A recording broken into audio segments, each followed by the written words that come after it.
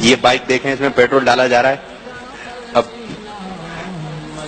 Petrol میں برکت کا روحانی علاج سورۃ الکوثر 7 بار پڑھ کر پیٹرول کی ٹنکی پر دم کر دیں، انشاءاللہ عز و جل پیٹرول میں برکت ہوگی. مدینہ ٹرائی کیے، برکت ہوتی ہے. چلو بھائی، ہمارے اسلامی بھائی بتا رہے ہیں کہ پیٹرول پر سورہ کوثر پڑھ کر دم کرنے سے برکت ہوتی ہے. یہ مدنی پھول ان کا تجربہ ہے. 30% بچ جاتا ہے خرچہ 30% تقریباً. یعنی کہ سمجھو کہ 300 روپے کا پیٹرول کی جہاں ضرورت پڑتی تھی تو دم کرتے تو 200 روپے کا پیٹرول سے کام چل جاتا ہے. یہ موٹا حساب سمجھو اس کا، اتنا فائدہ ہوتا ہے. سورہ کوثر 7 بار دم کرنی ہے، ہر بار بسم اللہ پڑھنی ہے. پہلے جب شروع کریں گے تو اعوذ اور بسم اللہ دونوں پڑھیں گے، پھر ہر بار بسم اللہ کے ساتھ سورہ کوثر پڑھ کے 7 بار پڑھنے کے بعد دم. اول آخر درود شریف پڑھ لیں تو سونے پہ سہاگا. اگر آپ چاہتے ہیں کہ آپ کے گھر کا بجلی کا بل کم سے کم آئے تو ایک وظیفہ ہے، آپ نے شہادت کی انگلی سے میٹر پہ جا کے لکھ لینا ہے زم زم. آپ نے لکھ لینا ہے زم زم. یہ میٹر پہ لکھ دیں، مہینے میں 2 دفعہ کریں، ہر 15 دن بعد. آج کر لیں اور 15 دن بعد پھر کریں، انشاءاللہ یہ بھی میں گارنٹی سے کہتا ہوں آپ کی بجلی کا بل کم آئے گا. اور سب سے جو مزاح کا خیز چیز ان کی سامنے آئی ہے، وہ چونکہ ہماری قوم آج کل بجلی کے بلوں سے تنگ ہے، تو انہوں نے بجلی کا بل کم کرنے کا طریقہ بتایا کہ آپ نے بجلی کے میٹر پہ 1 مہینے میں 2 دفعہ 15 دن کے وقفے سے زمزم لکھنا ہے. اچھا، زمزم کا جو عربی میں معنی ہے نا وہ یہی ہے کہ ٹھہر جا. تو وہ یہ سمجھتے ہیں کہ اس کے ذریعے کوئی میٹر ٹھہر جائے گا. پرانے میٹر ٹھہر جاتے تھے اگر کوئی شخص اپنی انگلی کے اوپر کوئی میگنیٹ چڑھائے اور وہ جو ڈسک گھوم رہی ہے اس کے اوپر جا کے رکھ دے، میگنیٹ کی وجہ سے اس کی سپیڈ کم ہو جائے گی، یا وہ وقتی طور پہ روک دیتے تھے. اس طریقے سے پرانے میٹرز کے اوپر چوری والا معاملہ ہوتا تھا. آج کل کے ڈیجیٹل ہیں بھائی، یہ نہ بزرگان دین کے قابو آتے ہیں، نہ یہ اس قسم کے جعلی حربوں کے قابو یہ والے میٹر آتے ہیں. آج کل آپ نے اگر بجلی کا بل کم کرنا ہے تو ایٹ لیسٹ دن کے وقت سولر کے اوپر آپ شفٹ ہو جائیں. اب تو اس کی طرف بھی گورنمنٹ کی نظر چلی گئی ہے. پھر بھی خیر وہ سب کچھ کریں تب بھی دن کے وقت تو ایٹ لیسٹ ہم اپنے لوڈ کو سولر پہ شفٹ کر سکتے ہیں. تو یہ طریقہ ہو سکتا ہے. یہ کوئی طریقہ نہیں ہے کہ آپ نے زمزم لکھنا ہے اور اس طریقے سے آپ اپنے بل کو کم کر سکتے ہیں. اور اس میں ان کا بھی کوئی خاص قصور نہیں ہے. پرانے بزرگ بھی اس قسم کے وظیفے لکھ کے گئے ہیں. آپ اعلیٰ حضرت کے تعویذات کی وہ بک پڑھیں نا، شمع شبستان رضا، اشرف علی تھانوی صاحب کے ایسے ایسے بےہودہ قسم کے تعویذات ہیں کہ جی آپ فلاں جگہ عورت کے یہ باندھ دیں تو لڑکا پیدا ہوگا، تو یہ ہوگا وہ ہوگا. شکر ہے کہ بزرگان دین کے وہ ریفرنسز ابھی پیش نہیں کر رہے ہیں، ورنہ تو آپ لوگوں نے شرمانا ہے. جو بزرگان دین کر کے گئے ہیں تعویذات کے نام کے اوپر، ان کا دین سے کوئی لینا دینا نہیں ہے اور نہ اس قسم کے کوئی وظیفے ہیں. ہمارے جو ایکس مرشد ہیں باپا جانی، انہوں نے بھی فرمایا تھا کہ اگر آپ سورۃ الکوثر پڑھ کے موٹر بائک کی ٹینکی پہ پھونک دیں تو 15% وہ بتا رہے ہیں کیلکولیشن انہوں نے کی ہے کہ اس کے ذریعے جو ہے نا وہ فیول میچ ہو سکتا ہے. تو میں باپا جانی سے ریکویسٹ کروں گا کہ یہ جو آپ نے چندے کے باکسز لاکھوں کی تعداد میں پورے ملک میں رکھے ہوئے ہیں، اس میں کیوں نہیں سورۃ الکوثر پڑھ کے پھونکتے؟ آپ لوگوں سے چندے اکٹھے کر رہے ہیں نا، غوث پاک سے کیوں نہیں مانگتے؟ چندے کے سوا ہر چیز یہ غوث پاک سے مانگتے ہیں، چندہ غوث پاک نہیں ان کو دیتے. اور دیکھیں آپ لوگوں کے پیسوں پہ یہ پلتے ہیں، اور جب آپ پوچھیں تو کہیں گے غوث پاک کا کرم ہے کہ یہ ساری بہاریں ہیں. اسی طریقے سے ہمارے جو خادم رضوی صاحب کہتے تھے کہ جی یہ داتا دربار کے بارے میں کہ جی 1000 سال سے بابا پال رہا ہے، تو میں نے کہا تھا بابا جی یہ بابا نہیں پال رہا، یہ ہمارے چندے پالتے ہیں. آج آپ چندے بند کر دیں، آپ کو صفائی والا بندہ بھی نہیں ملے گا. انہی چندوں سے کچھ بابا جی کے مجاور کھا لیتے ہیں بلکہ زیادہ تر وہی کھاتے ہیں. کچھ گورنمنٹ لے جاتی ہے اور کچھ وہاں پہ آئے ہوئے زائرین کے اوپر وہ لمبا شوربہ اور لمبی دال اور کچے چاول وہ بانٹ کے آپ معاملات لے کے چلتے ہیں. باقی حالت یہ ہے کہ جوتیوں کے اوپر بھی ٹوکن لگا ہوا ہے. ہمیں انہوں نے کہانیاں کروائی تھیں کہ جی دربار سے کوئی بندہ چوری کر کے نکلا تو چور بھی اندھا ہو گیا. اور پچھلے دنوں 2 بریلوی وکیلوں نے آ کے کیمرے میں ان بچاروں نے اپنے بھول پن میں لوگوں کی خیر خائی کے لیے بات بیان کی ہے، لیکن وہ دیکھیں اس کی میمز بن گئی ہیں. پھر انہوں نے کہا کہ جی عرس کے 3 دنوں میں 5000 موبائل چوری ہوئے ہیں داتا دربار پہ. جو لوگ زائرین آئے ہوئے تھے 5000 موبائل. تو آپ ذرا احتیاط سے آئیں، داتا صاحب نے حفاظت کرنی چھوڑ دی ہے. یہ میں نے ایڈ کیا. نہ جوتیوں کی حفاظت ہو رہی ہے، الٹا آپ سے پیسے چارج کرتے ہیں. موبائلوں کی حفاظت نہیں ہو رہی ہے. ابھی تو کئی عورتیں جو اغوا ہوئی ہیں وہاں سے، اور باقی جو بدکاری اور نشے کے حوالے سے وہاں پہ ایکٹیویٹیز ہوتی ہیں وہ تو آپ چھوڑ دیں. کہتے ہیں جی وہ کعبے میں بھی تو جیب کٹ جاتی ہے. اور بھائی کعبے والے نے کہیں نہیں کہا کہ میں کعبے کی حفاظت کروں گا. یزید پلید کے دور میں کعبے کی بے حرمتی ہوئی، اللہ نے دیکھی. اللہ نے دنیا کو بقدر آفت چھوڑا ہوا ہے. وہ ابرا کا لشکر ایک ہی دفعہ تباہ کیا کیونکہ اس سال نبی الاسلام کی پیدائش ہونی تھی. اس کے بعد کئی دفعہ کعبے کی بے حرمتی ہوئی، اللہ نے دیکھی. اللہ نے دنیا کو اسباب کے ساتھ جوڑا ہوا ہے. لیکن تمہارا دعویٰ تھا کہ بزرگ یہ سارا نظام چلا رہے ہیں، تو ہم بزرگوں سے پوچھیں گے کہ آپ نے ریٹائرمنٹ لے لی ہے؟ کل تک تو آپ لوگ قبروں سے نکل کے راوی کے پل کے اوپر آ کے انڈیا کے بم کیچ کرتے تھے. یہ الگ بات ہے، انڈیا میں بھی میوزیم کے اندر بم بھی رکھے ہوئے ہیں جو ان کی دیویوں نے پکڑے ہوئے ہیں. ہمارے پاس تو بم کوئی نہیں ہے، تو ان کی بات تو زیادہ ہی مضبوط لگتی ہے. ویسے فراڈ، جھوٹ پہ مبنی چیزیں. تو جو راوی کے پل کے اوپر آ کے بم پکڑتے تھے، جب 2009 میں دہشت گرد بم ٹھوک کے چلے گئے، 50 سے زیادہ لوگ وہاں شہید ہوئے، تو اس وقت تو داتا صاحب سے کوئی بم کیچ نہیں ہوا. سب فراڈ ہے، جھوٹ ہے. اس طرح ہوتا ہی نہیں بھائی. لہذا اس طرح کا کوئی وظیفہ نہیں ہے کہ آپ بجلی کے بل کو کم کرنے کے لیے میٹر کے اوپر زمزم لکھتے. اس طرح کی گفتگو اگر آپ کرتے ہیں تو اسلام کی بدنامی میں ہی اضافہ ہوگا، کوئی نیک نامی نہیں ہوگی. اور یہ وہ اسلام ہے، یہ وہ خطرناک اسلام ہے جو آپ پیش کر رہے ہیں. اس کا اس اسلام سے کوئی تعلق نہیں ہے کہ جس اسلام کا تعارف ہمیں اس ہستی نے کروایا کہ جس کی قبر مدینے میں صلی اللہ علیہ وآلہ وسلم. یعنی کہ میرے نبی سا ہے ہی کوئی نہیں، تیرے بابے تھے شاہی کوئی نہیں. پھر ہم یہ رجز پڑھیں گے. تو انہوں نے اس قسم کے دیو ملائی قصے کہانیاں پبلک کے اندر مشہور کر دی ہوئی ہیں اور اسلام کو تختہ مشق بنایا ہوا ہے. آپ دیکھیں گے جب آپ اس قسم کے مسائل بیان کریں گے تو نان مسلمز کو کیا موقع ملے گا؟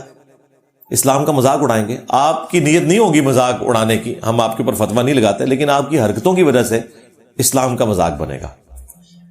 اسلام تو بھائی علم کے اوپر بنیاد رکھتا ہے.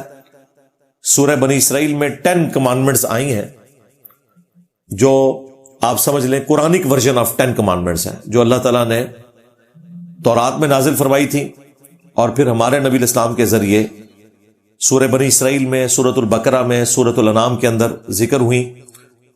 سورہ بنی اسرائیل میں تفصیل کے ساتھ. اس میں 9th کمانڈ یہ ہے، وَلَا تَقْفُ مَا لَيْسَ لَكَ بِهِ عِلْمٍ. اے انسان کسی چیز کی پیروی اس وقت تک مت کرنا جب تک کہ اس کے بارے میں تمہیں ڈیفینیٹ علم حاصل نہ ہو جائے. ان السمع والبصر والفؤاد كل اولئک کان عنہ مسئولا. بے شک کان، آنکھ اور عقل، دل ہو یا دماغ، دونوں سوچتے ہیں. یہ 3 انسٹرومنٹس کے بارے میں تم سے پوچھا جائے گا، تم نے ان کو استعمال کر کے حق بات تک پہنچنے کی کوشش کیوں نہیں کی؟ تو اسلام کہتا ہے علم کی بنیاد پہ آپ نے چلنا ہے، توہمات کی بنیاد پہ نہیں چلنا.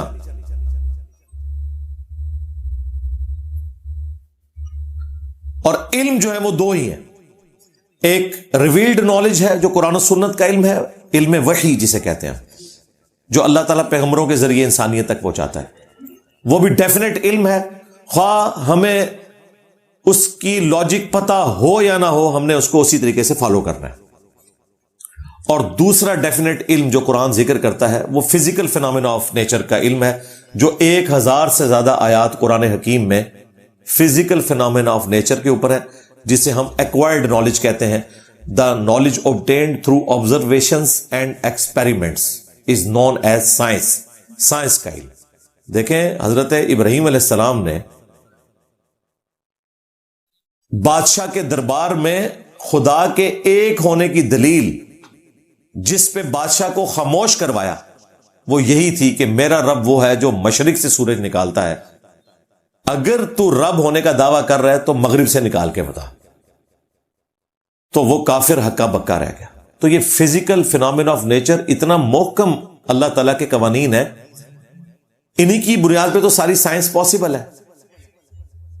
اگر پانی میں بوئنسی کی فورس نہ ہو, قوت اچھال, تو کوئی بحری جہاز تیر نہیں سکتا. یا ایک دن تو وہ پرفارم کرے, دوسرے دن پرفارم ہی نہ کرے. اللہ تعالیٰ نے ان تمام قوانین کو اتنا محکم بنایا ہے کہ صرف اللہ جب چاہے تو توڑ سکتا ہے, ادروائز یہ قوانین ٹوٹتے بھی نہیں ہیں. وہ ایک ہی دفعہ آگ ٹھنڈی ہوئی ہے ابراہیم علیہ السلام کے لیے, بار بار نہیں ٹھنڈی ہوتی بھائی. وہ ایک ہی دفعہ سمندر میں راستہ نکلا ہے حضرت موسیٰ علیہ السلام کے لیے, بار بار راستہ نہیں نکلتا. اللہ ان قوانین کا پابند نہیں ہے, لیکن اللہ تعالیٰ نے ان کو اتنا محکم بنایا کہ ان قوانین کو آپ توڑ نہیں سکتے, ان کو یوز کر سکتے ہیں. یوز کر کے ہم نے دیکھیں آج ہوائی جہاز بنا لیے ہیں صرف اس کی ایروفائل سٹرکچر کی بنیاد کے اوپر, اور 550 مسافر لے کر ایئر بس A380 8 سے 10 ہزار کلومیٹر تک بغیر ریفیولنگ کے اڑتا ہے. انسان نے بنایا. میں کہتا ہوں 8 سے 150-200 سال پہلے کا انسان اگر دنیا میں آ جائے تو پاگل ہو جائے. غوث وقت مان لے ایئر بس کو اور بوئنگ کو, یہ دو ہی بڑی کمپنی ہیں. تو یہ اللہ تعالیٰ نے انسان کو ترقی کروائی ہے اسی سائنس کی بنیاد کے اوپر. اسی طریقے سے اللہ تعالیٰ نے انسان کو دریافت کروائی زمین میں اتنا بڑا خزانہ بلیک گولڈ. بمشکل 150-200 سال پہلے پینسلوینیا میں پہلا تیل کا کنواں نکلا امریکن سٹیٹ میں. آج پوری دنیا اس کے اوپر ڈیپینڈنٹ ہے. اب دنیا پریشان ہے کہ جب تیل ختم ہو جائے گا پھر ہوائی جہاز کو ہم کیسے اڑائیں گے, کیونکہ اگر سولر پہ شفٹ کرنا ہے تو یہ کم از کم اس سے 20 گنا بڑا جہاز بنانا پڑے گا جس پہ اتنی پلیٹیں لگیں تو شاید وہ اڑ سکے. اتنی تھوڑی سی جگہ کے اوپر جو فیول ہے جو آپ کو انرجی دے سکتا ہے وہ یہ آئل ہی ہے. ادروائز کوئی اور ذریعہ اڈاپٹ کریں گے تو آپ کو بہت بڑا سائز چاہیے. تو خیر ہماری زندگی تک تو یہ ہے 50-60 سال کے تیل رہ گیا. اب اس کے بعد اللہ تعالیٰ کوئی اور ترقی کروا دے گا انسان کو. تو بہرحال یہ اللہ تعالیٰ نے کتنی بڑی ترقی کروائی ہے. اور دیکھیں یہ سارے بزرگان دین جاتے تھے مکہ مدینے حج کے لیے, کسی کو تیل نہیں نظر آیا کیونکہ ان کا دعویٰ تھا کہ نیچے دیکھتے ہیں تو 7 زمینوں سے نیچے تیل بھی کراس ہو جاتا تھا, اوپر دیکھتے ہیں تو عرش تک پہنچ جاتی ہے نگاہ. لیکن 1944 میں پہلی دفعہ امریکن کمپنی جو تھی حضرت ارامکو حافظہ اللہ تعالی, انہوں نے تیل نکالا ہے اور سعودی عرب کی کایا کلب ہوگی. پہلے تو حاجیوں کے قافلے لوٹتے تھے, اتنے غریب لوگ تھے یہ. آج دنیا کی لیڈنگ اکانومیز میں سے ایک سعودی عرب کی اکانومی ہے, اسی تیل کی برکت سے نا, جو کسی بزرگ نے دریافت نہیں کیا. تو اللہ نے دنیا کو بقدر ایفرٹ رکھا ہوا ہے. اور اب جو طاقت اللہ نے یورینیم کے اندر رکھ دی ہے وہ تو آپ چھوڑ دیں. 1 کلو یورینیم وہ اتنا سا ہوگا مشکل سے, کیونکہ اس کی اسپیسیفک گریوٹی بہت زیادہ ہوتی ہے. آپ سمجھیں لوہے سے بھی آلموسٹ 3 گنا زیادہ وزنی ہوتا ہے یورینیم.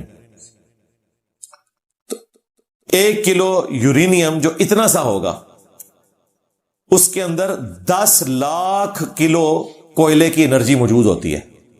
1 ملین کلو کوئلہ جلایا جائے اور اتنا سا یورینیم, جو حضرت آئنسٹائن نے ہمیں فارمولہ دیا E = mc² کے تحت آپ اس میں سے انرجی نکال سکتے ہیں. اور یہ اٹامک ریئیکٹر اسی کے اوپر کام کر رہے ہیں نا, اتنی سستی بجلی. تو یہ ڈیفینیٹ علم ہے. تو جس طرح قرآن و سنت محکم علم ہے, اسی طریقے سے فزیکل فینومینا آف نیچر کا علم کہ پیٹرول آگ کو بھڑکاتا ہے, یہ بھی محکم علم ہے. تو یا یہ علم تصدیق کرے یا قرآن و سنت کا علم تصدیق کرے, پھر ہم مانیں گے, ادروائز ہم نہیں مانیں گے. تو بھائی قرآن و سنت میں تو کہیں نہیں لکھا کہ زمزم لکھنے سے بجلی کا بل کم ہوتا ہے, اور نہ سائنس مانتی ہے. قرآن و سنت بھی اس بات کو انڈورس نہیں کرتا کہ کالی بلی رستہ کاٹ دے تو نحوست ہے, گھر کی منڈیر کے اوپر کوا بیٹھا ہو تو مہمان کے آنے کی نوید ہے, جوتی پہ جوتی چڑھ جائے تو کوئی سفر لکھا ہوا ہے. یہ سارے توہمات والے معاملات نہ تو قرآن و سنت میں ہے اور نہ سائنس کے اندر موجود ہے. لہذا واپس آ جائیں اس آیت کی طرف, وَلَا تَقْفُ مَا لَيْسَ لَكَ بِهِ عِلْمٍ. اے انسان, کسی چیز کی پیروی اس وقت تک مت کر جب تک کہ تجھے اس کے بارے میں ڈیفینیٹ علم حاصل نہ ہو جائے. إِنَّ السَّمْعَ وَالْبَصَرَ وَالْفُؤَادَ كُلُّ أُولَئِكَ كَانَ عَنْهُ مَسْئُولًا. بے شک کان, آنکھ اور عقل, اس کے بارے میں تم سے پوچھا جائے گا. ان تین انسٹرومنٹس کو استعمال کر کے تم نے حق بات تک پہنچنے کی کوشش کیوں نہیں کی؟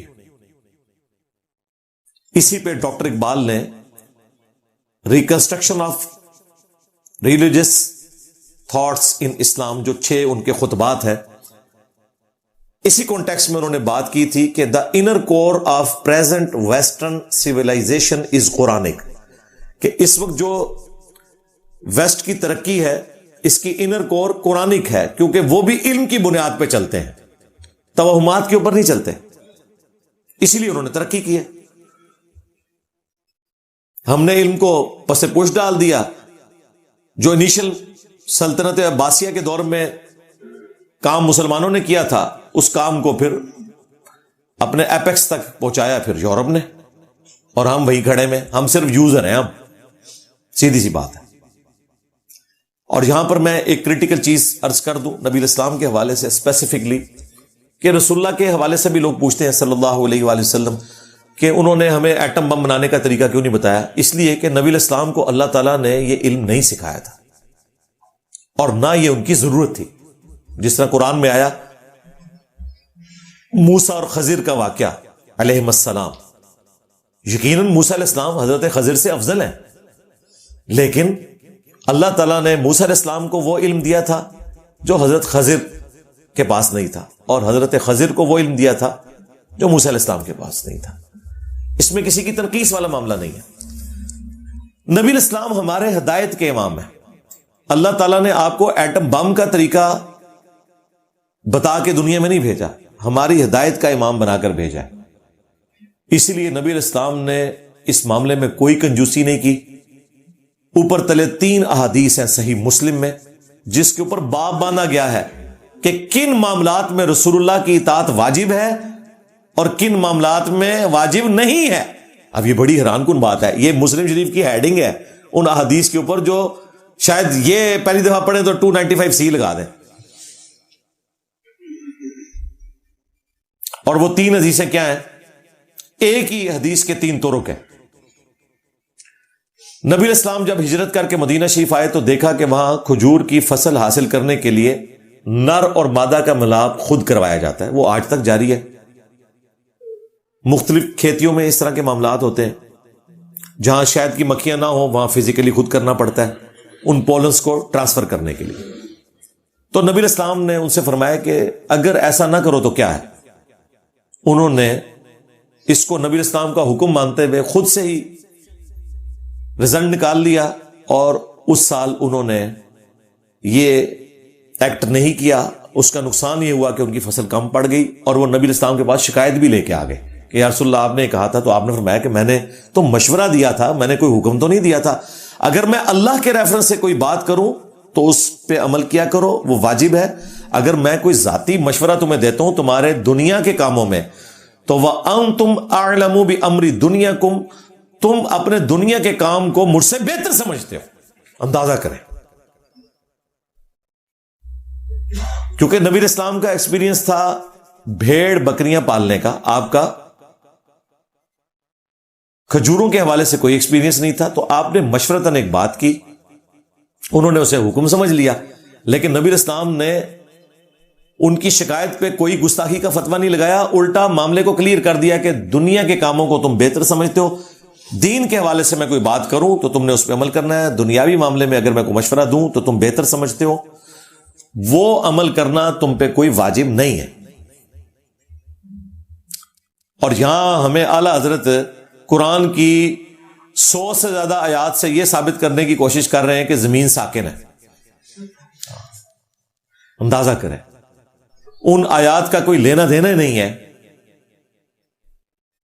اس عقیدے کے ساتھ جو انہوں نے پبلک کو پڑھا دیا، اور کہتے ہیں جی سائنسدان آج تک پریشان ہے کہ اعلی حضرت نے ایسے دلائل دیے ہیں، اور سائنسدان اسدے نے تو ہوتے یار کہ چنگا پلا بندہ تے ایک قرآن دی آیات تو اس قسم نے رزلٹ کرتا ہے۔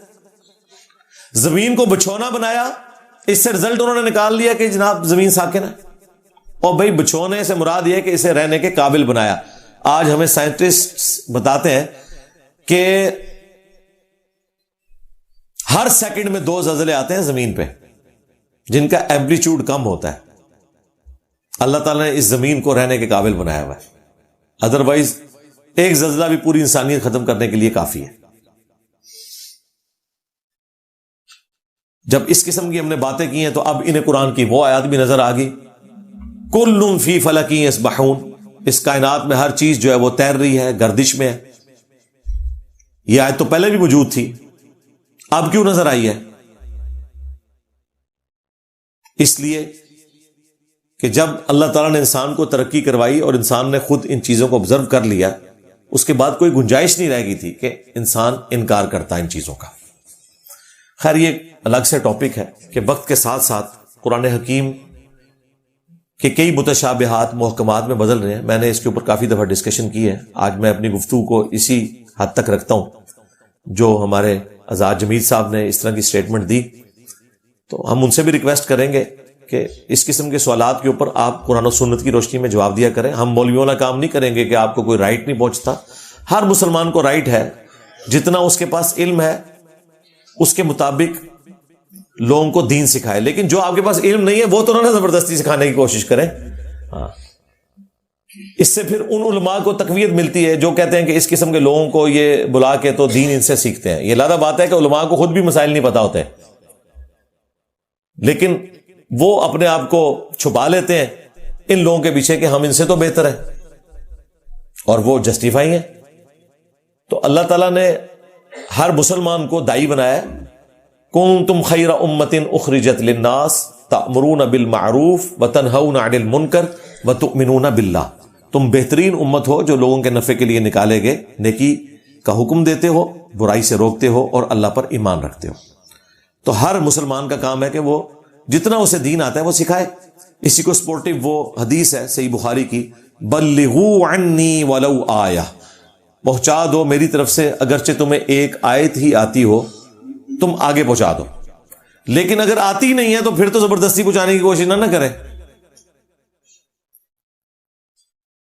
حتیٰ کہ صحیح بخاری میں ایک حدیث ہے کہ شیطان نے انسانی شکل میں آ کے آیت الکرسی کا وظیفہ حضرت ابو ہریرہ کو سکھایا۔ نبی اسلام نے فرمایا 3 راتوں سے جو تمہارا مہمان انسانی شکل میں آ رہا تھا وہ شیطان تھا۔ حضرت ابو ہریرہ کو نہیں پتا چلا کیونکہ اس زمانے میں علم غیب نہیں ہوتا تھا۔ یہ کہتے ہیں بابوں کو پتا چل جاتا ہے، جو باباؤں کے بابا ہیں صحابہ کرام انہیں نہیں پتا چلا، لیکن اس نے بات سچی کی، ہے جھوٹا تھا، کہ جو آیت الکرسی پڑھ کے رات کو سوتا ہے صبح تک ایک فرشتہ اس کی حفاظت پہ اللہ کی طرف سے مامور ہو جاتا ہے۔ تو نبی اسلام نے تو یہ کہا کہ سچی بات کوئی بھی کرے آپ نے تصدیق کرنی ہے، اور اس کو میں نے ایک سمپل مثال سے بھی سمجھایا کہ اگر آپ کو پرائمری اسکول کا بچہ آ کے یہ کہے نا کہ سورۃ البقرہ کی آیت نمبر 279 میں لکھا ہے کہ جو سود کھاتے ہیں اللہ اور اس کے رسول کا اعلان جنگ ہے ان کے خلاف، تو آپ اس سے ڈگری نہیں مانگیں گے، آپ ریفرنس چیک کریں گے۔ اگر قرآن میں یہ آیت نکل آتی ہے اور آپ کہتے ہیں آیت تو موجود ہے لیکن چونکہ تیرے پاس ڈگری نہیں لہذا میں نے آیت نہیں ماننی، تو بھائی آپ اسلام سے بھی فارغ ہو جائیں گے۔ آپ نے ریفرنس کو فالو کرنا ہے۔ لہذا جو بھی علماء دین ہے ڈگریوں والے یا بغیر ڈگریوں والے، اگر ان کو دین کا علم ہے اور وہ آ کے رمضان نشریات میں یا ٹی وی چینلز کے اوپر دین سکھا رہے ہیں جتنا ان کو پتا ہے تو وہ ضرور سکھائیں، لیکن جو ان کو نہیں پتا اس میں اس طریقے سے عقل کے گھوڑے دوڑانے کی کوشش نہ کریں، اس سے اسلام کی بدنامی ہوگی، سیدھی سی بات ہے۔ پہلے ہی بڑی بدنامی کروا دی ہے، اس قسم کے آپ وظائف بتاتے ہیں لوگوں کو اور پھر لوگ وظائف کرتے ہیں، ظاہر بل تو ان کا کوئی نہیں کام ہونا، سیدھی سی بات ہے، وہ بل اپنی جگہ ہی رہے گا۔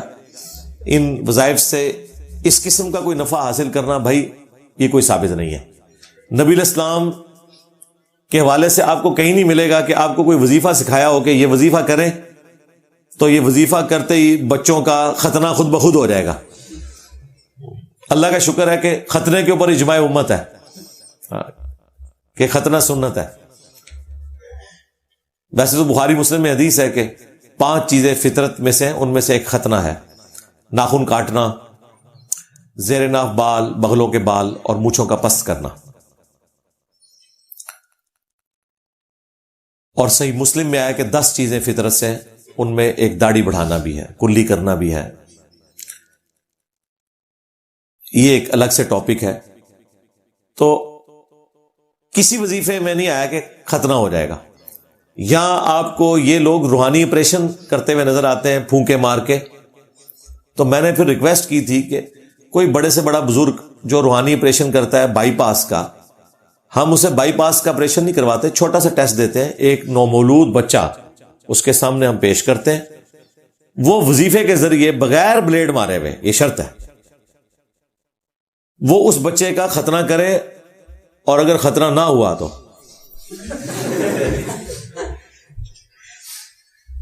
کم از کم یہ سزا ہونی چاہیے ان کی، جنہوں نے دین کے نام کے اوپر ڈرامہ بازی شروع کی ہوئی ہے۔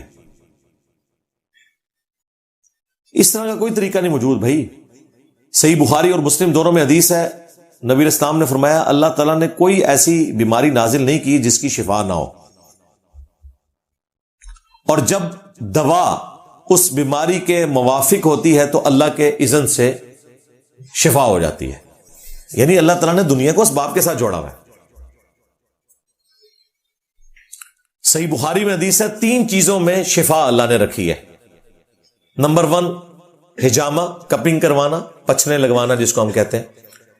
نمبر 2 شہد، اور نمبر 3 داغ دینا، یعنی زخم کے اوپر لوہا گرم کر کے لگانا تو وہ خون نکلنا بند ہو جاتا ہے، اسے داغ دینا کہتے ہیں۔ لیکن میں اپنی امت کو داغ دینے سے منع کرتا ہوں۔ یہ منع کرنا حرمت کے درجے میں نہیں تھا، پریفریبل تھا، کیونکہ صحیح مسلم میں آتا ہے حضرت ابی ابن کعب کو جب زخم لگا جنگ کے دوران تو ان کا خون نہیں رک رہا تھا، تو نبی علیہ السلام نے خود حکم دیا کہ ان کو داغ لگوایا جائے، پھر ان کا خون رک گیا۔ یہ صحیح مسلم میں موجود ہے۔ اور صحیح مسلم میں ایک اور حدیث ہے کہ سعد ابن معاذ کا جب خون نہیں رک رہا تھا غزوہ خندق کے موقع پر، تو نبی علیہ السلام نے اپنے مبارک ہاتھوں سے تیر کا جو اگلا حصہ ہے لوہے والا اس کو گرم کر کے تو ان کو داغ دیا تھا۔ یعنی علاج آپ نے فزیکل طریقے سے کیا، اس طریقے سے علاج نہیں کیے۔ ہاں کبھی کبھار کوئی معجزہ ظاہر ہوا وہ برحق ہے، وہ صحیح بخاری میں ہے کہ ایک صحابی کی پنڈلی کی ہڈی ٹوٹ گئی، نبی علیہ السلام نے مبارک ہاتھ پھیرا تو بالکل ٹھیک ہوگی۔ وہ کبھی کبھار اللہ تعالیٰ معجزہ ظاہر کر دے، وہ اللہ کی مرضی ہے، اس میں کوئی شک نہیں ہے، وہ اللہ تعالیٰ جب چاہے نبی علیہ السلام کے ذریعے اس کو جاری فرما سکتا ہے۔ لیکن عموماً جو علاج ہے وہ فزیکل علاج آپ نے کروانا ہے، یا تو آپ نے ایلوپیتھک کا علاج کروانا ہے، یا ہومیوپیتھک کروانا ہے، یا ہربل ہے، یا جھاڑ پھونک ہے، اور وہ بھی جنات اور جادو کے اعتبار سے، یا پھر سرجری ہے۔ اب جو علاج سرجری سے ہو سکتا ہے وہ ہومیوپیتھک سے نہیں ہو سکتا۔ مثلا کسی کی اگر پنڈلی کی ہڈی ٹوٹ گئی ہے تو آپ اس کو دوائی سے تو ٹھیک نہیں کر سکتے، اس کے لیے آپ کو آرتھوپیڈک سرجن کے پاس جانا پڑے گا، وہ ہڈی کو سیدھا کرے گا، پھر اس کا 8 سے 10 ہفتے کیورنگ پیریڈ ہے، اس میں اس نے ٹھیک ہونا ہے۔ یہ ہو ہی نہیں سکتا کہ آپ اس پہ پھونکے مارے تو وہ ایک رات میں ٹھیک ہو جائے، اس طرح بالکل نہیں ہوتا بھائی، ایسا تو نہیں ہوتا، ہاں ایسا نہیں ہوتا بھائی، یہ ساری کہانیاں انہوں نے بنائی ہوئی ہیں۔ تو اس لیے اللہ سے ڈر جائیں، اس قسم کی جب بھی کوئی چیزیں آئیں تو کم از کم کامنٹس میں جا کے ضرور لکھا کریں کہ بھائی آپ اپنی بات کی دلیل میں کوئی قرآن و سنت سے حوالہ پیش کریں. یہ آپ خود سے جو لوگوں کو اس طرح کے وظائف بتا رہے ہیں اس سے دین کی بدنامی میں اضافہ ہوگا, کیونکہ گورا تو پھر اس کو فزیکلی چیک کرے گا نا جب آپ یہ بات کریں گے. باقی یاد رکھیے گا قرآن و سنت میں جو وظائف آئے ہیں نا وہ بھی ناگہانی آفات کے لیے ہیں. مثلا صحیح مسلم میں آیا کہ اگر کوئی شام کے وقت پڑھ لے 3 دفعہ اعوذ بکلمات اللہ التامات من شر ما خلق, تو کوئی موذی جانور کا زہر اسے اثر نہیں کرے گا. اس میں قطعاً یہ نہیں آیا کہ آپ نے یہ دعا پڑھ کے تو کوبرا سانپ کے منہ میں جا کے ہاتھ دے دینا ہے پھر دعا ختم, کیونکہ آپ نے تقدیر خود غالب کروا لی. یہ ناگہانی آفات کے لیے. اسی لیے دیکھیں ابو داؤد ترمذی میں ہے کہ کوئی صبح شام پڑھے بسم اللہ الذی لا یضر, وہ والی دعا, تو کوئی ناگہانی آفت اسے نہیں پہنچے گی. موت تو مقدر ہے, وہ تو آ جائے گی, لیکن اگر آپ خود اپنے اوپر کوئی اس طرح کی چیز کو طاری کرتے ہیں کہ آپ بسم اللہ پڑھ کے ساکٹ میں 2 انگلیاں دے دیتے ہیں تو اگلے جان ہی جا کے آپ لینڈ کریں گے. سیدھی سی بات ہے. یہ اکثر پبلک کے اندر مشہور ہے جی, وہ بسم اللہ پڑھ کے حضرت خالد بن ولید نے زہر پی لیا. بالکل جعلی روایت ہے بھائی, زہر پینا تو حرام ہے. کہتے ہیں جی وہ مفتی انیف قریشی صاحب فرماتے ہیں کہ کرامت تو ہوتی وہی ہے جو خلاف عقل ہو. بالکل صحیح بات ہے, لیکن وہ کرامت نہیں ہوتی ہے جو خلاف شرع ہو. خلاف شرع کام اگر کوئی صحابی بھی کرے گا تو غلط ہے. یہ کیسے ہو سکتا ہے کہ خالد ابن ولید زہر پی لیں بسم اللہ پڑھ کے, کیونکہ زہر پینا تو نبی اسلام نے حرام فرمایا ہوا ہے. بخاری مسلم میں حدیث ہے, دنیا میں جس شخص نے زہر پیا اور خودکشی کر لی تو جہنم کی آگ میں اس پہ یہی عذاب مسلط کیا جائے گا کہ بار بار وہ زہر پیے گا, اس کے منہ سے جھاگ نکلے گی اور یہ عذاب جاری رہے گا. دنیا میں جس نے اپنے پیٹ میں چھرا مار کے خودکشی کی تو جہنم کی آگ کا عذاب تو اس پہ ہوگا, ساتھ ساتھ اس کے ہاتھ میں ایک چھرا پکڑایا جائے گا, وہ بار بار اپنے آپ کو قتل کرتا رہے گا اور اس تکلیف سے گزرے گا. دنیا میں جس نے اپنے آپ کو بلندی سے گرا کر خودکشی کی تو جہنم میں بھی اسے بار بار بلندی سے گرایا جائے گا. بولے اعوذ باللہ تعالی. کوئی امیجن کر سکتا ہے؟ اس پہ امام بخاری نے باب باندھا ہے کہ زہر پینا حرام ہے. تو حرام کام کب سے کرامت ہو گئی بھائی؟ اب ان لوگوں نے قرآن و سنت تو پڑھے نہیں ہوئے, جو ان کے دماغ میں آتا ہے وہ کر دیتے ہیں. بخاری مسلم میں حدیث ہے, نبی اسلام کو ایک یہودیہ نے زہر دے دیا تھا دعوت پہ بلا کے. آپ علیہ السلام نے بھی اپنی زبان پہ وہ بوٹی کا ٹکڑا رکھا تو وہ بوٹی کا ٹکڑا بول پڑا کہ آپ مجھے تناول نہ کریں, تو نبی الاسلام نے اسے تھوک دیا, لیکن پھر بھی وہ زہر ایسا اثر کیا کہ 4 سال تک. بخاری میں آتا ہے کہ نبی الاسلام کہتے ہیں کہ وہ زہر میری رگیں کاٹ رہے ہیں, اور آپ کی ڈیتھ بھی اسی کی وجہ سے ہوئی. اللہ نے آپ کو آنری طور پر شہادت کی موت دی, لیکن اس وقت کئی صحابہ اس کو کھا کے شہید ہو گئے. وہ ابو داؤد میں آتا ہے پھر اس یہودیہ کو بھی قتل کروایا گیا قصاصاً, کیونکہ اس نے زہر دیا تھا اور اس نے کہا کہ جی میں نے چیک کرنے کے لیے دیا تھا کہ اگر یہ اللہ کے نبی ہوں گے تو پتہ چل جائے گا, ان کی نبوت چیک ہو جائے گی, اور اگر نبی نہ ہوئے تو ان کا جھوٹ کھل جائے گا. نعوذ باللہ. اس کے لیے اس نے اتنے لوگوں کی زندگی چھین لی. تو بھائی یہ وہ اگلے دنوں ایک ویڈیو بھی آئی ہوئی تھی کہ ایک کوئی مجادلہ ہو رہا تھا کسی کرسچن کے ساتھ, تو وہ مسلمان نے جی بسم اللہ پڑھ کے زہر پی لیا, اور اللہ سے ڈر جاؤ یار. لوگ بھی ہمیں ویڈیوز بھیج رہے ہوتے ہیں, دیکھیں جی زہر پی لیا. او بھائی کس نے دیکھا ہے وہ زہر ہے؟ زہر تو بڑی خطرناک چیز ہے. اس گلاس میں اگر تیزاب ڈال دیا جائے نا تو بندہ زندہ نہیں بچتا. اس طرح ہوتا ہے جی. زمزم کا ایک قطرہ آپ ڈال دیں کسی گلاس کے اندر تو جاپان کے ڈاکٹرز نے بتایا وہ سارا زمزم بن جاتا ہے. جاپان دے کسی ڈاکٹر کو نہیں پتا کہ اس طرح کوئی تحقیق ہوتے ہوئی ہے. جھوٹ. اس کے الٹ یہ ہے کہ سعودی حکومت نے, آپ جا کے گوگل پہ لکھیں, انہوں نے باقاعدہ ایک کمپنی ہائر کی ہے کہ کئی لوگ زمزم پی کر بیمار ہو رہے تھے کیونکہ گٹر کا پانی اس میں مکس ہو گیا تھا. تو ان کے اصول کے تحت تو گٹر کا پانی جب زمزم میں ملا تو وہ گٹر کا پانی زمزم بن جانا چاہیے تھا. لوزامو الٹا لوگ بیمار ہونا شروع ہو گئے. اب انہوں نے وہ پائپ لائنز بھی درست کی ہیں اور مسلسل وہ نمونے لیتے ہیں آ کے مختلف جگہوں سے کہ کہیں اس میں گٹر کا پانی یا کوئی گندگی تو شامل نہیں ہوگی کہ لوگ بیمار ہونا شروع ہو جائیں. سعودیہ والوں کو تو گمان بھی نہیں ہے کہ ایک قطرے سے سارا زمزم بن جاتا ہے. وہ تو لاکھوں ریال لگا رہے ہیں اس کے اوپر کہ اس پانی کو ہم نے آلودہ نہیں ہونے دینا. اس طرح کوئی دنیا میں معاملات چلتے ہیں بھائی. اس لیے میں نے بارہا یہ ریکویسٹ کی ہے اپنے آڈینس کو, اپنے اسٹوڈنٹس کو, کہ اسلام کی یہ والی پکچر لوگوں کے سامنے پیش کریں جو ٹرو پکچر ہے. ورنہ جو یہ دیو مالائی قصے کہانیاں انہوں نے پبلک کے سامنے پیش کی ہیں, ان قریب ہماری آنے والی نسلیں جو ہے وہ اسلام سے ہی متنفر ہو جائیں گی. یہ تو اللہ کا شکر ہے, اللہ تعالیٰ نے اس پلیٹ فارم کو اتنی طاقت دی ہے کہ ایک ٹرو اسلام کی پکچر لوگوں کے سامنے آئی ہے. ورنہ ہماری آنے والی نسلیں جو ہیں وہ سیدھی اسلام سے متنفر ہو جاتی جو اسلام انہوں نے پریزنٹ کیا ہوا.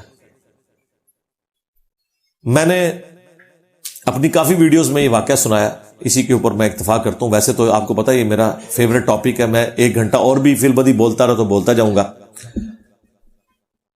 ہمارے ایک آفس کے کولیگ, میرے بڑے قریبی دوست,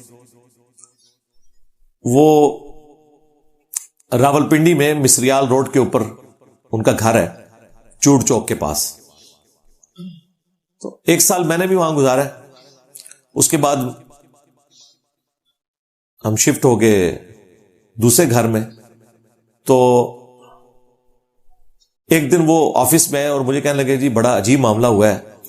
وہاں پلی کے پاس ایک سوزوکیوں کا اڈا تھا, یہ چھوٹی جو ویگنیں چلتی ہیں, صابن دانیاں جن کو کہتے ہیں سوزوکیاں.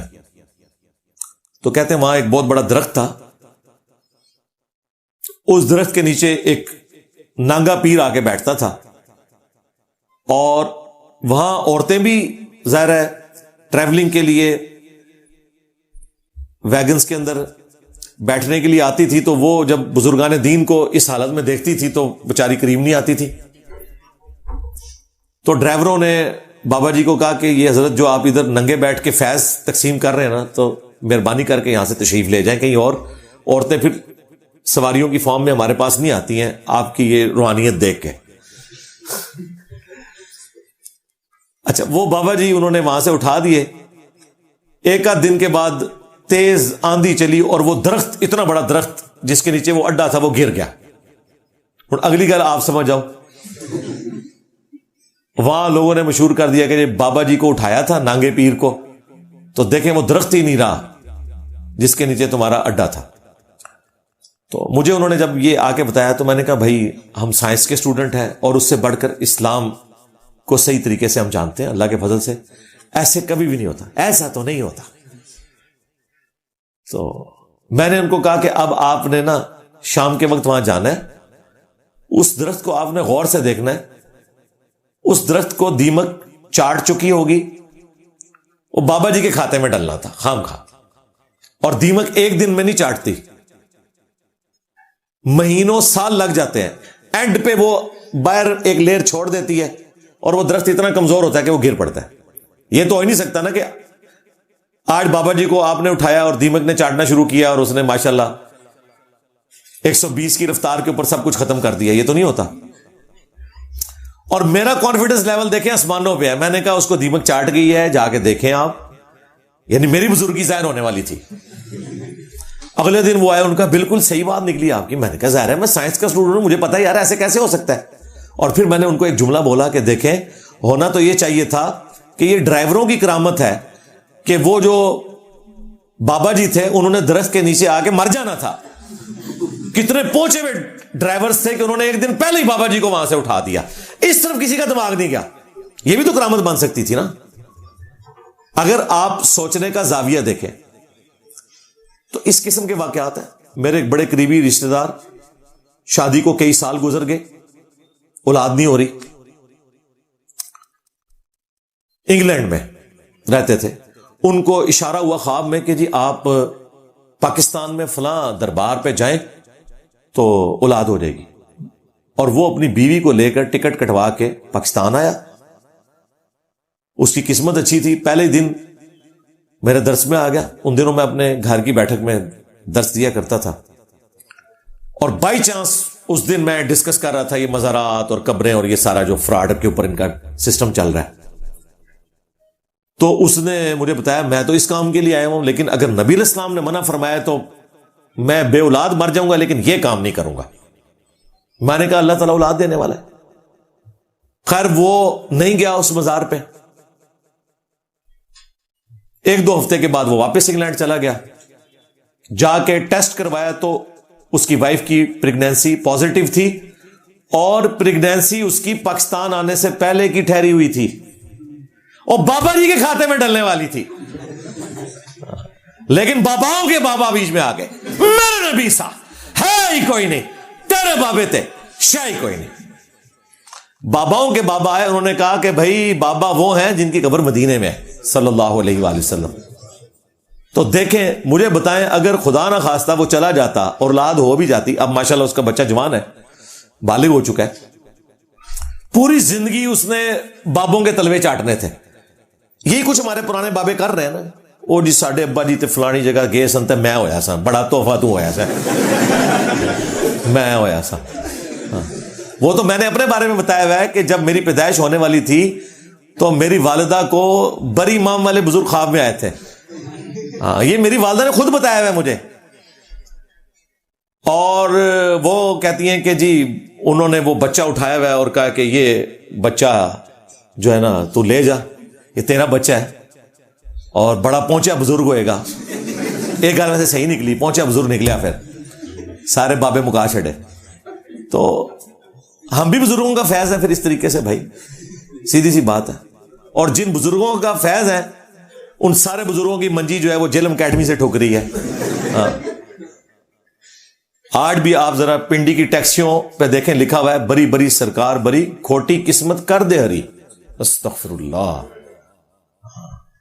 ایک بے قدر منی کے قطرے سے پیدا ہونے والا انسان کسی کی قسمت کو کیا بدل سکتا ہے بھائی؟ یہ اللہ ہے قسمت کا مالک. اس نے تو اپنے پیغمبر کے لیے کہہ دیا انک لا تہدی من احببت ولکن اللہ یہدی من یشاء. اے نبی, جس سے تم محبت کرتے ہو تم اسے ہدایت نہیں دے سکتے. یعنی کہ اگر وہ ہدایت خود نہ لینا چاہ رہا ہوں, ویسے تو نبی علیہ السلام ہدایت کی طرف رہنمائی کرتے ہیں, وَإِنَّكَ لَتَهْدِي إِلَىٰ صِرَاطٍ مُسْتَقِيمٍ, لیکن اگر کوئی ہٹ درمی پہ اترا ہوا ہے تو اس کی تقدیر بدل کے آپ اسے ہدایت میں نہیں لا سکتے. اللہ جسے چاہتا ہے وہ ہدایت دے دیتا ہے.